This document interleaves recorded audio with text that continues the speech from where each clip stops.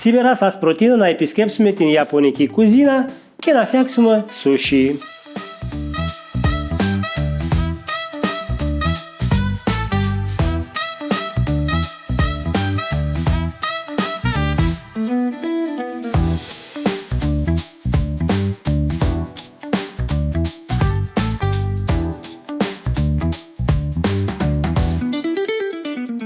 Θα το δοκιμάσουμε, για να δούμε. Θα βάζουμε λίγο wasabi εδώ πάνω. Το παίρνουμε, σως σόιας και τρώμε.